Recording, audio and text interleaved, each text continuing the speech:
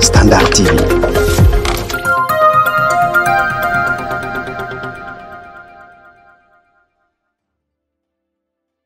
Bonjour chers téléspectateurs, bonjour chères téléspectatrices. Merci de la confiance que vous faites à Standard Télévision, votre chaîne qui vous livre des informations fiables, vérifiées, nettes, précises et concrètes. Aujourd'hui, nous nous retrouvons dans ces premiers numéros de l'émission Décortiquons. Décortiquons, c'est une émission que vous aurez à suivre chaque mardi. Ça dépendra de l'heure que vous allez nous capter, bien entendu, mais chaque mardi, vous aurez cette émission.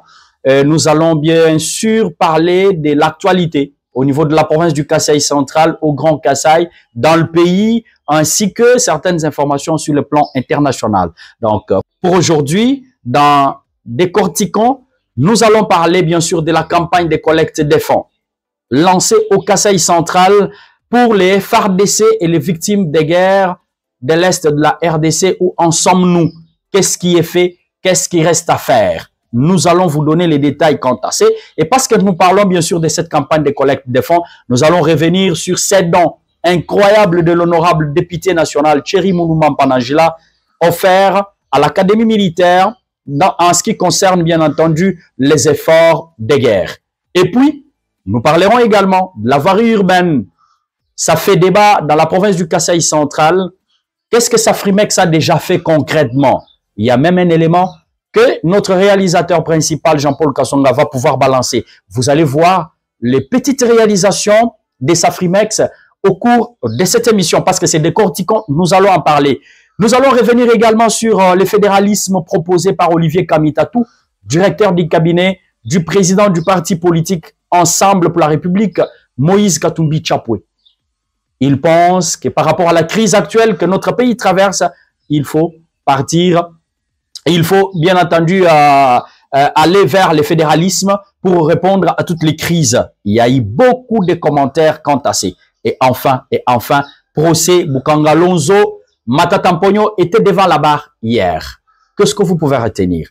Voilà les quelques petites questions d'actualité que nous allons décortiquer ensemble. Dans Décortiquons, prochainement, nous pouvons aussi inviter des journalistes qui viennent pour émettre un point de vue. Nous pouvons également inviter un expert. Nous pouvons avoir un architecte, un ingénieur dans tel ou tel autre domaine, bien entendu, qui vient pour expliquer quelque chose, ce qui s'est déroulé dans le pays, ou une question d'actualité qui mérite une réponse quelconque. Alors, bonjour, merci, je vous retrouve tout de suite.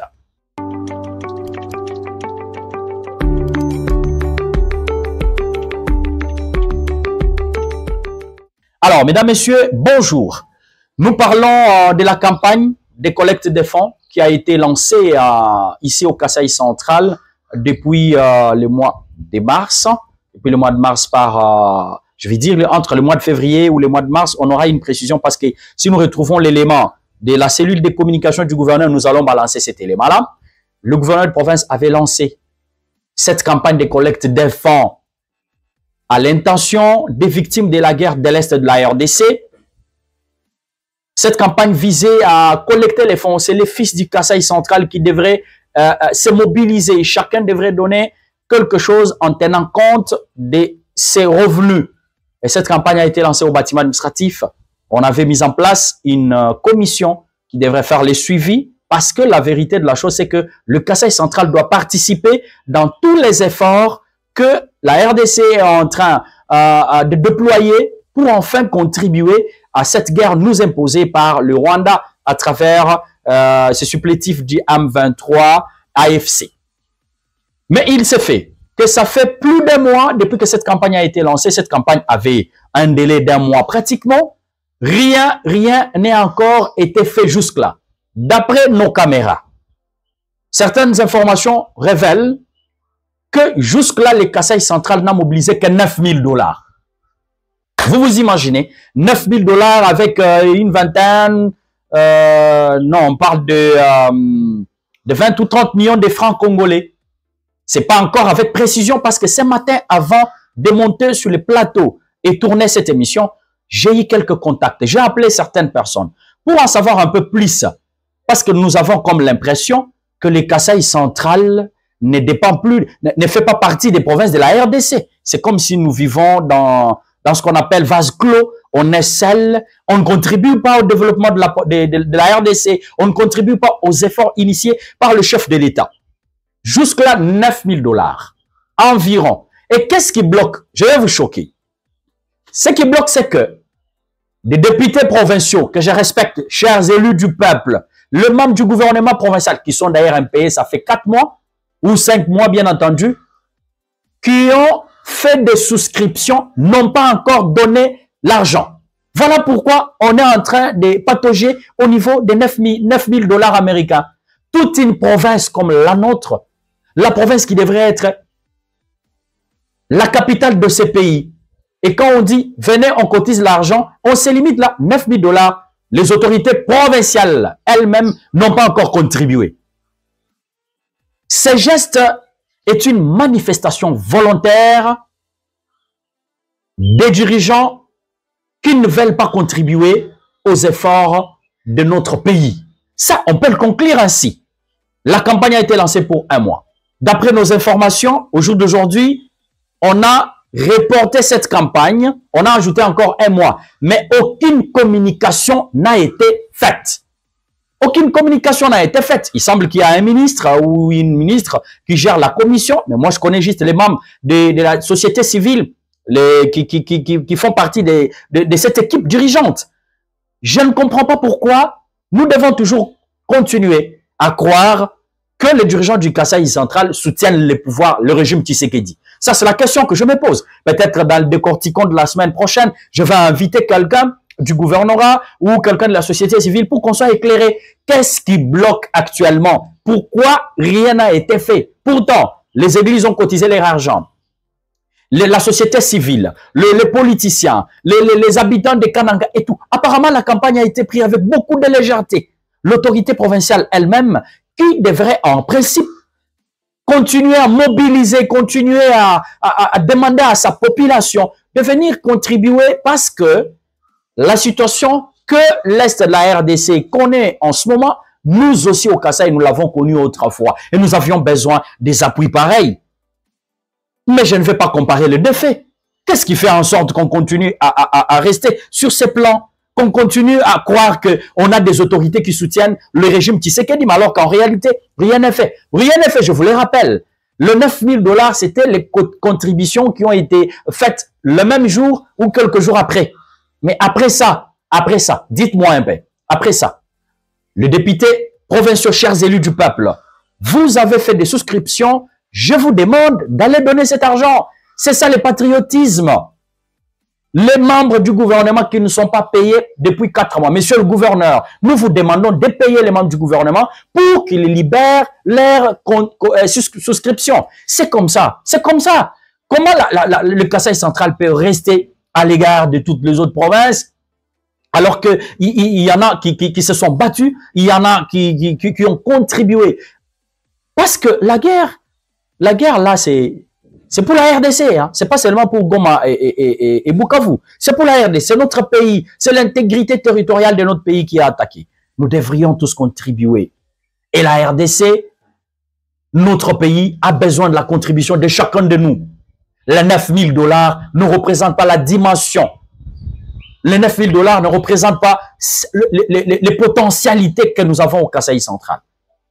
Chères autorités provinciales, chers élus du peuple, vous qui avez fait des souscriptions, nous vous demandons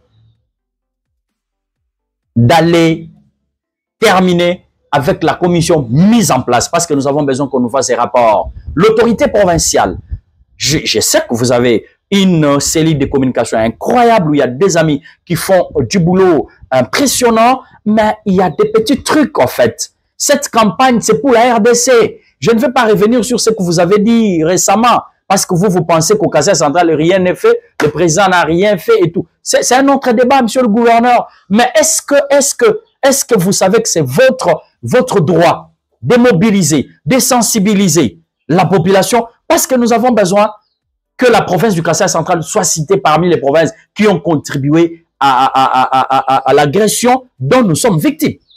Nous voulons vraiment voir la suite par rapport à ces sujets. Ceux qui ont des dettes, les amis, chers frères et sœurs, qui vont regarder cette émission, nous vous prions de venir finir avec vos souscriptions. Ça nous fera énormément plaisir. Notre province doit bouger les murs, en fait. Nous devons parler pour nous-mêmes. Nous ne devons pas attendre que les gens parlent pour nous-mêmes. Non, nous devons parler pour nous-mêmes. Ce que je viens de faire, je ne veux pas qu'on appelle ça un réveil tardif. C'est un réveil. Les autorités, réveillez-vous. Les députés, réveillez-vous. Et les autres acteurs, réveillez-vous également. Venez contribuer pour les efforts de guerre. Je ne suis pas membre de cette commission. Je l'ai fait en tant que patriote parce que chaque jour, je suis de plus près l'actualité et je me dis que la province du Kasaï central, rester à l'écart, ça ne doit pas se faire de cette façon-là. Alors, je crois que cette question, elle est importante. Vous devriez la prendre avec beaucoup de sérieux parce que nous voulons bien entendu que la situation soit vite terminée, que les rapports soient rendus publics. Récemment, il y a un acteur de la société civile qui a fait un commentaire comme quoi je demande aux amis membres de cette commission de libérer déjà les fonds qui ont été perçus. C'est quelque chose, en tout cas, il faut le faire. Si vous le faites, nous allons dire que cet argent n'a pas été détourné, que cet argent n'est pas entré dans les poches des gens parce qu'il y a un compte qui a été ouvert pour ça dans une institution financière bancaire provinciale. Donc, nous demandons à tous d'aller contribuer, mais nous disons que dans des corticons du mardi prochain, nous allons revenir sur cette question parce que nous voulons savoir qu'est-ce qui a été fait concrètement, il reste quoi. Voilà la vérité, voilà la vérité. Nous devons nous-mêmes nous faire confiance. Voilà pourquoi nous pensons que le membre de la commission devrait de temps en temps communiquer, organiser des briefings à l'intention des journalistes et communiquer sur ce qui a été fait, combien d'argent a été déjà libéré et cet argent a fait quoi. Parce que quand vous gardez, on risque de dire, bon voilà, Goma a été récupéré par les Ouazalem, les FARDC, Bukavu également. C'est que n'envoie plus l'argent et cet argent entre dans des poches des gens. Nous allons vous suivre de plus près. C'est ça même qu'on appelle le contrôle citoyen. Nous allons vous suivre parce que cet argent, c'est l'argent du contribuable. C'est l'argent contribué par les centres kassaïens. Ça doit résoudre les problèmes pour lesquels la campagne a été donc lancée. Voilà. En gros, c'est que vous devez retenir sur cette question. Nous interpellons l'autorité provinciale, le membre du gouvernement, les députés provinciaux et tous les autres acteurs de s'impliquer pour que ceux qui ont fait des souscriptions libèrent rapidement et que les rapports financiers soient rendus publics. C'est ça. Toutes les provinces ont donné. Les églises de Kinshasa ont donné. Même dans la province du Kasaï oriental, le gouverneur a déjà donné. Au Kasaï, n'en parlons pas. Nous voulons également voir le gouverneur du Kasaï central faire un petit rapport et nous dire clairement ce qui a été fait et ce qui reste à faire. Nous avons fini avec notre premier point de décortiquant de ces jours. Et parce que nous avons parlé bien sûr des efforts de guerre, nous attendons impatiemment la suite par rapport à cette question concernant bien entendu le Kasaï central. Mais il faut vous dire également qu'il y a des gens de bonne volonté. Il y a des gens de bonne volonté qui viennent pour contribuer à cet appel lancé par les chefs de l'État. Je les cite, les députés nationaux, Thierry Moulumba Mpandangila, Eli Demba, était à Kananga il y a quelques jours. Il a procédé à la remise officielle de 2 tonnes de maïs. 2 tonnes de maïs à l'armée congolaise, mais à travers l'académie militaire. Donc, il est venu au nom de l'ONG CEDED. Au nom de l'ONG CEDED, il a offert ses dons. C'est pas... en tout cas, quand il y a des gestes pareils, il faut toujours saluer. Il faut toujours saluer parce que demain, la RDC pourrait peut-être faire un décompte pour comprendre, mais quels sont les jeunes, ou je vais dire, quels sont les acteurs politiques qui ont contribué aux efforts de guerre parce que c'était une campagne, c'était un message lancé par les chefs de l'État. Et donc, c'est dans le cadre de cette ONG, CEDED, donc Centre d'encadrement et d'appui aux initiatives de développement, que le député national, qui est l'initiateur bien entendu de cette ONG, a remis 400 sacs de maïs à l'armée congolaise. La cérémonie s'était déroulée à l'académie militaire devant les autorités politico-administratives, militaires et policières. Ces dons ont été accueillis avec joie par les FARDC qui sont de l'autre côté. Ils ont salué cet appui incroyable. Quand on dit 2 tonnes de maïs, c'est 400 sacs Et je vais vous surprendre, ces maïs ont été produits ici, au Kasaï central, par des femmes et des hommes agriculteurs de Demba, qui ont produit, sarclé et puis récolté les fruits. Et aujourd'hui, le député national a fait ses dons. Je ne souhaite pas trop parler. Je voudrais que vous puissiez regarder cet extrait que Jean-Paul Kasonga va vous proposer, qui parle exactement des 7 dons offerts à l'Académie militaire par Honorable Thierry Moulou-Mampanangela. Écoutez cet extrait et je vous retrouve bientôt. Le président de la République, chef de l'État et commandant suprême des FARDC, son Excellence Félix-Antoine Tshisekedi Tshilombo, a eu à lancer un appel à l'effort de guerre et à la mobilisation tous azimuts pour soutenir nos vaillantes forces armées. Ces hommes et ces femmes qui donnent le meilleur d'eux-mêmes, parfois jusqu'au sacrifice suprême, pour défendre l'intégrité de notre territoire. Nous avons répondu à cet appel dès les premières heures. Et aujourd'hui, à travers l'ONG CEDED, nous sommes venus poser un acte simple, mais profondément symbolique et pourvu de sens. La remise de 400 sacs de maïs à cette prestigieuse institution militaire et à nos futurs défenseurs. Un geste citoyen, un geste patriotique. Ce don est le fruit de la solidarité de toutes les femmes paysannes et des exploitants agricoles du territoire de Demba qui, autour de leur présidente Onej Nsele, ont travaillé dur pendant 3 mois pour labourer la terre, semer les grains, sarcler les champs, récolter puis égrener les épis de maïs. Tout cela afin de participer à leur manière et par le dur labeur à l'effort de guerre en offrant près de 20 tonnes de maïs aux apprenants de l'Académie militaire de Kananga. Merci beaucoup Jean-Paul Kasonga, merci à toute l'équipe des Standards Télévision. Je regarde devant la caméra Mireille Michoni, Nathalie Mbelou qui sont là et elles sont bien entendu sous la supervision de Jean-Paul Kasonga. Alors, on aborde une autre partie des décortiquons des séjours. Nous allons parler de la voirie urbaine. Nous parlons de la voirie urbaine des Kananga. Ça fait débat. On a lu sur les réseaux sociaux comme quoi l'entreprise Safrimex qui est à Kananga ne fait rien. Aujourd'hui, je vais vous dire l'importance d'avoir des entreprises comme Safrimex dans une ville. En 2022, lorsque l'ancien gouverneur, c'est les partants, arrive au Kasaï central, nous n'avions que l'Office des routes, l'OVD et l'entreprise Grec 7 qui étaient en train d'exécuter les projets de chez les Gelou. Et quand il arrive, il signe les protocoles d'accord avec BSECO. BSECO, c'est les bureaux centrales et coordination. Alors, quand on signe les contrats, qu'est-ce que les protocoles d'accord, bien entendu? Les BSECO devraient recruter des entreprises pour exécuter certains travaux sur le terrain, parmi lesquels la voirie urbaine. 41 km donnés à l'entreprise Safrimex, 42 km donnés à l'entreprise Toa Investment, plus la route de Kalamambouji, ce n'est pas les débats de ces jours. Et qu'est-ce qui se passe par la suite? Toa, le contrat a été résilié avec le ministère des ITPR, parce que c'est le ministère des ITPR qui signe les contrats, mais à travers BSECO, Bureau Central de Coordination. Et aujourd'hui, d'après les informations en notre possession, l'entreprise Safrimex a déjà exécuté les travaux d'assainissement. Parce que vous devez le savoir. C'est très important.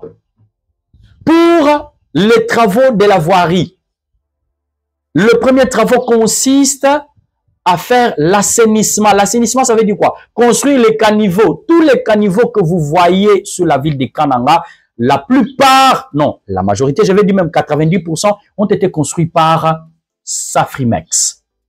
On ne peut pas mettre le goudron ou asphalter une route s'il n'y a pas d'assainissement. Les eaux de pluie vont aller où?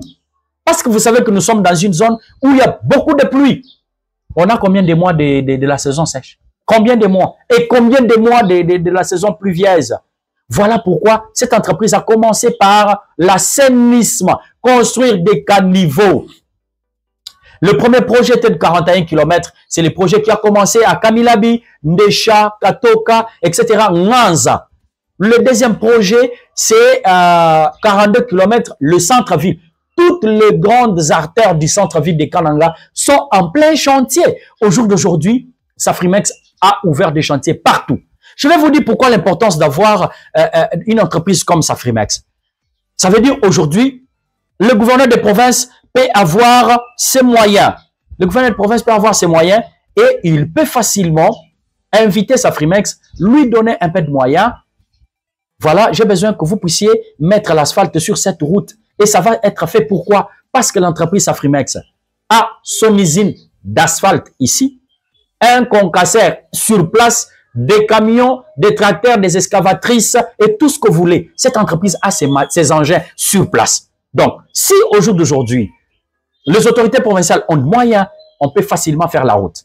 Mais vous faites circuler de fausses informations. Je ne connais personne de l'entreprise Safrimex. Je vous l'ai dit sincèrement.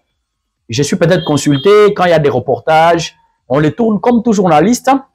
Mais je vous dis que le travail qui est en train d'être fait, il est incroyable. Il est incroyable. L'assainissement, d'après les informations en possession, est à 90%. L'assainissement est à 90% et c'est terminé. Comme on a fini l'assainissement, d'après les architectes, il y a une prochaine phase, c'est poser la couche des fondations. Je crois, si ma mémoire est bonne, la couche des fondations, c'est laquelle? C'est celle qui consiste à maîtriser. Parce que par moment, quand on construit les caniveaux là, quand on fait les travaux d'assainissement, vous allez remarquer une distance entre la route et les caniveaux eux-mêmes. C'est qu'il faudrait ajouter remblai, n'est-ce pas? Faire les remblais et puis après, on ajoute maintenant les moellons et les caillasses avant tout ça. Et puis, la prochaine étape, ça sera l'asphalte. Nous n'aurons plus de difficultés parce que l'entreprise Safrimex a des engins sur place. Mais essayons quand même de donner la bonne information. La bonne information, c'est que l'entreprise est à pied d'œuvre. Mais vous ne devrez pas oublier que cette entreprise a besoin d'avoir des moyens. Les travaux qui sont en train d'être exécutés sont préfinancés. Alors, comme les travaux sont préfinancés, il faut de moyens. Le moyen doit venir du gouvernement central. Et c'est le même gouvernement central qui doit se battre, mobiliser des fonds pour appuyer le FARDC, les Ouazalines à l'est du pays. C'est pas facile. Il faut quand même dire merci quand quelque chose est fait et faire des recommandations à ces niveaux. Pourquoi il y a ceci, pourquoi il y a cela. La population du Kasaï central, vous devez vous éveiller. Réveillez-vous parce que, en principe, vous devez suivre la situation de tous travaux. Les agents là, les journaliers qui sont pris là, parce qu'il y en a qui détournent certains matériaux, il y en a qui volent les sacs de ciment. Vous devez dénoncer. Il faut quand même apprécier ce qui est fait. Voilà pourquoi récemment, une délégation venue de Kinshasa des bureaux de contrôle, Modulor et BK, était là pour se rendre compte de l'effectivité des travaux. Ils sont allés sur terrain. Ils sont allés sur terrain. Ils ont fait une tournée de 3 jours. Heureusement, Standard Télévision était là. Je vous propose d'avoir cet élément de 2 minutes 30 secondes d'Alexandre Moulumba qui parle en gros du travail qui a été fait sur terrain et les appréciations des bureaux de contrôle. Attention, les bureaux de contrôle, on ne prend pas n'importe quel bureau. C'est ces gens-là qui viennent contrôler la qualité de ce qu'on utilise comme matériaux. Est-ce que ça convient? Ça peut faire combien de temps? Ne comparons pas l'incomparable. Oh, en Mbujimayi, tout a été fait. Le président Tshisekedi aime seulement Mbujimayi par le Kasaï central. Non, c'est pas ça. Ce n'est pas ça. Les travaux du Kasaï oriental, précisément dans la ville de Mbujimayi, ont débuté bien avant 2021. Et ici, Safrimex est arrivé en 2022. Les travaux ont commencé vers la fin de l'année. On est là, on regarde ce que Safrimex est en train de faire. D'ailleurs, les travaux d'assainissement que vous voyez vont faire en sorte que prochainement, que nous n'ayons pas des ravins, des têtes des ravins qui vont se créer parce que on va canaliser les eaux de pluie. On va les amener à un endroit bien pour que ça soit déversé dans des rivières qui nous entourent. Alors, il faut croire et accepter quand même les efforts des autres. Donc, pour ce qui est de la voirie urbaine, il faut accepter que tout va bien. Ça marche très bien, étant donné que les bureaux de contrôle qui étaient sur terrain apprécient les travaux réalisés, les travaux, je vais dire, les travaux réalisés par l'entreprise Safrimex. Regardez cet élément d'Alexandre Moulumba qui était sur terrain avec toute cette délégation et puis on se retrouve juste après. En mission d'inspection et de contrôle dans la ville de Kananga, chef-lieu de la province du Kasaï central, la délégation du bureau des contrôles Modeler a effectué une descente sur terrain ce mercredi 9 avril 2025 pour se rendre compte de l'évolution, mais aussi de l'effectivité de travaux. Conduite par Shadi Maelanga, cette délégation a salué l'évolution des travaux dans des différents chantiers ouverts dans la ville de Kananga par l'entreprise Safrimex. D'après lui, les travaux évoluent à pas de géants et que la population devrait faire confiance à l'entreprise qui les exécute. Safrimex a 42 km à réaliser dans ce projet. Alors dans ces 42 km, Safrimex a déjà réalisé plus de 30 km de travaux d'assainissement. Alors lorsque vous dites qu'on n'a rien fait, je suis étonné. À part les caniveaux longitudinaux, Safrimex a réalisé beaucoup de travaux de lutte anti-érosive. Beaucoup de glissières ont été réalisés. Moi, je suis de la mission de contrôle. Je vous garantis que les travaux, Safrimex est en train de réaliser ces travaux. Plus de 30 km de caniveaux déjà réalisés. Nous sommes à plus de 70% ou 80% de réalisation en ce qui concerne. Pour M. Moustapha, directeur de Safrimex à Kananga, la population doit toujours garder l'espoir car son entreprise travaille d'arrache-pied pour donner une nouvelle image à la ville. Il précise également que d'ici le début de la saison sèche, des travaux d'asphaltage débuteront. L'entreprise a la responsabilité de faire ces travaux dans leur contrat, selon les contrats, et il va répondre toujours à cet engagement. Bien sûr que nous sommes suivis par les écoles, les maîtres d'ouvrage délégués des projets de la province. Il y a un contrat qui nous aide dans cette exécution de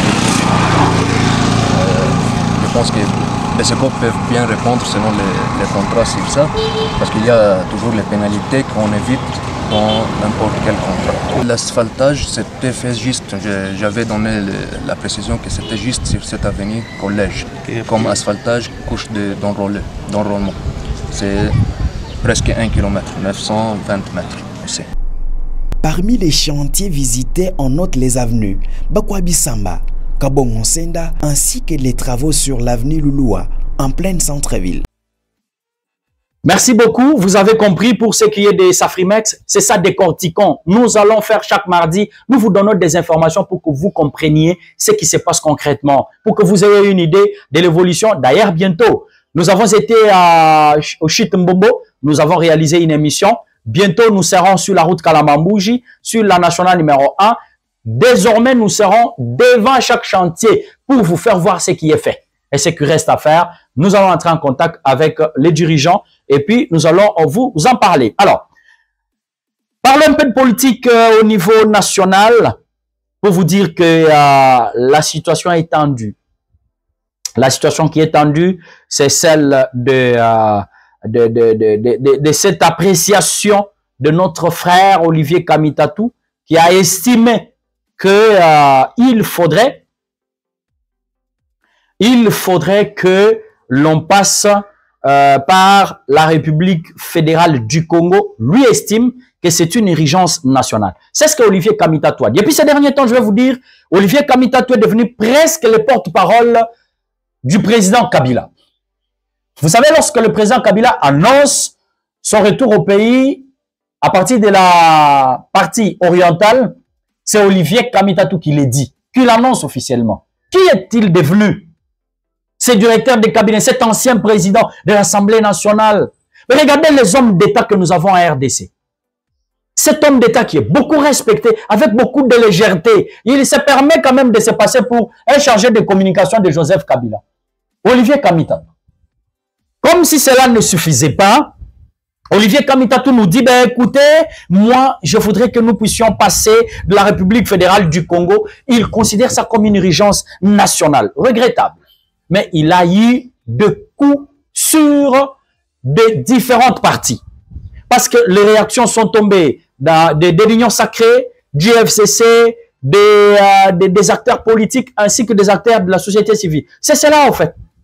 Olivier Kamitatou estime que dans cet appel au renouveau, l'ancien président du Parlement de transition plaide pour une transformation profonde de la République démocratique du Congo en une république fédérale.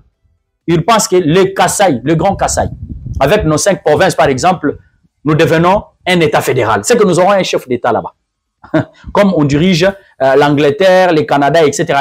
Donc, c'est des États fédéraux, n'est-ce pas? Alors, les Grands Katanga, un État.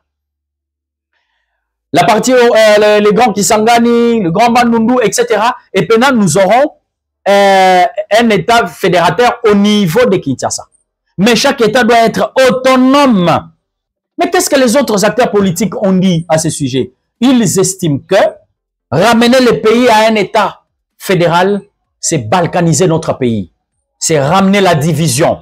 C'est ramener beaucoup d'histoires qui ne vont pas nous permettre d'avancer. Nous pensons, M. Olivier Kamitatou, vous n'avez pas de leçons à donner aux Congolais. Nous sommes devenus très mûrs et nous comprenons pour qui vous travaillez. Vous devez vous rallier derrière la vérité. La vérité aujourd'hui, c'est que M23, AFC, le Rwanda doivent quitter notre pays et nous laisser tranquilles. Alors, comme nous tendons vers la fin de notre émission, nous allons revenir parce que le procès de Boukangalonzo pour Matata Mpogno a été renvoyé au 23 avril. Cette audience, nous allons la suivre de plus près et nous vous ramènerons des détails pour vous donner. Je vous dis merci. Merci pour le soutien que vous ne cessez de nous accorder. Regardez en bas de votre écran, il y a un numéro, c'est le numéro de notre réalisateur. Vous pouvez de temps en temps l'appeler pour un conseil, pour une remarque, mais aussi pour un soutien. Nous sommes Standard Télévision. Merci beaucoup pour votre patience. Merci beaucoup de vous abonner et de partager surtout avec vos proches. On se retrouve prochainement. Merci bien.